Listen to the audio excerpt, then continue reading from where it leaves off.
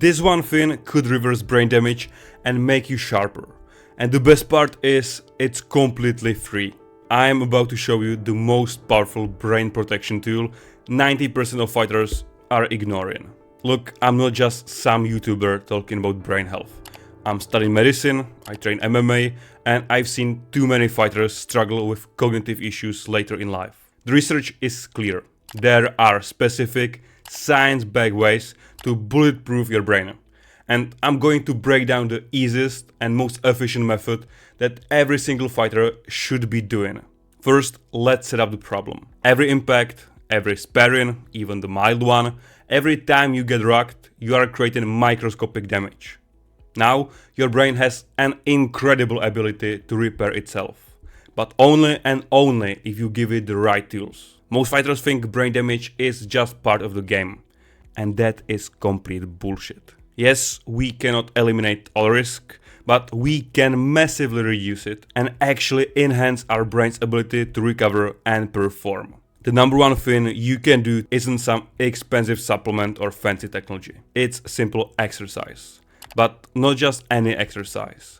Specific types of training that literally grew new brain cells and create what scientists call cognitive reserve. Think of it as building a bigger, stronger brain that can handle damage better and recover faster. Here is the medical science behind this. When you do aerobic exercise, your body produces something called BDNF. This is literally fertilizer for your brain cells. It promotes the growth of new neurons, especially in the hippocampus, which is crucial for memory and learning. Studies show that people who exercise regularly have a larger hippocampal volume and better cognitive performance. But here is where it gets really interesting for fighters. Exercise also increases cerebral blood flow, and more blood flow means more oxygen and nutrition reaching your brain tissue. This is a huge deal for recovery after training damage. Your brain gets better at clearing out the toxic waste products that build up after impacts. The research shows that just 20-30 minutes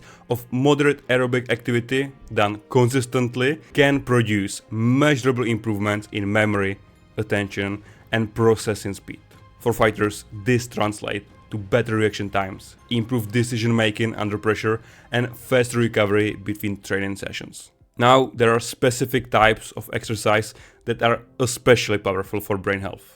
Zone 2 cardio, that's about 60-70% of your maximum heart rate, sustained for 45-75 minutes. You want to know your maximum heart rate? Take 220 BPM minus your age. That should be roughly your maximum BPM. You can achieve Zone 2 through steady state running, cycling, or rowing. This type of training improves your brain's energy metabolism at the cellular level. But don't sleep on high intense workout either. HIIT training triggers different pathways that enhance executive function and cognitive flexibility. The combination of both types give you comprehensive brain protection. And here is something most fighters don't think about: complex motor skills training. When you are learning a new technique, drilling combinations, or working on footwork patterns, you are not just building muscle memory, you are creating new neural pathways and strengthening existing ones. This builds cognitive reserve that protects against future damage.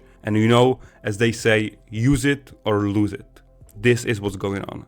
So how do you implement this knowledge? First, add dedicated cardio sessions to your training.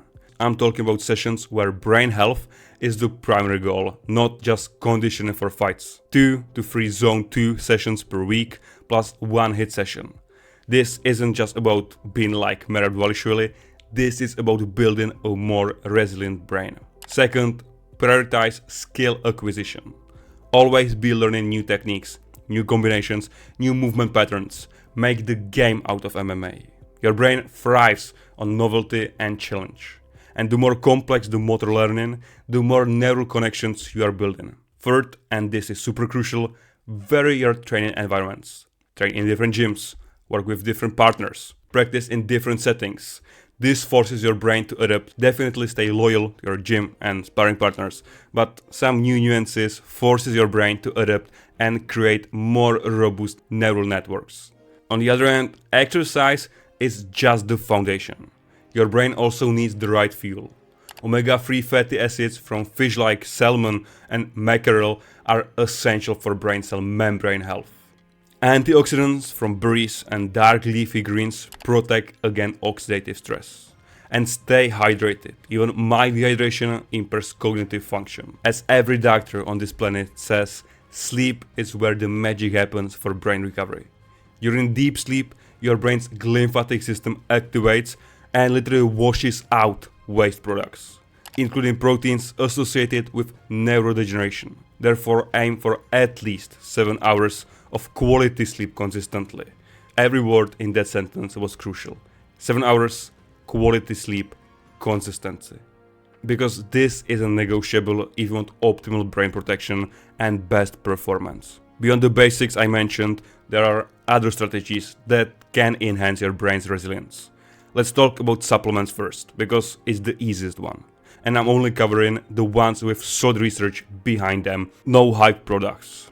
Creatine monohydrate isn't just for muscle building, but creatine helps your brain cells produce more ATP, that's molecule for cellular energy.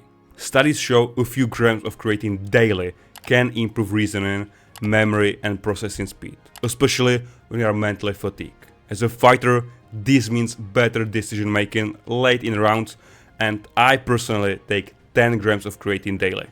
I also suggest creatine to my clients, and so far everyone has seen positive outcome. Talking about supplements, if you are not eating fish twice a week, you need an omega-3 supplement. L-theanine with caffeine is game changer for focus and attention. 100 to 200 milligrams of L-theanine with your usual caffeine dose gives you clean, sustained focus without the crash. Now, beyond the supplements, meditation and mindfulness training have been shown to improve attention. It reduces stress hormones that can damage brain tissue and enhance cognitive reserve. Just 10-15 minutes daily can make a measurable difference. Social engagement and learning new skills outside of fighting also builds cognitive reserve. Learn a new language, or at least a few words, play an instrument, engage in strategy games, and the more diverse your cognitive challenges, the more robust your brain becomes. And here's something specific for fighters. Work on your head movement and defensive skill relentlessly. The best brain protection is not getting hit in the first place. Every shot you avoid is damage prevented. Consider your training schedule from a brain health perspective. Heavy sparring phases should be followed by periods of lighter technical work to allow neural recovery. And in ideal world, there should be no heavy sparring phases. Think of it like any other aspect of periodization. You wouldn't train at maximum intensity year-round without expecting overuse injuries. But hey, there is a lot of other layers to this topic.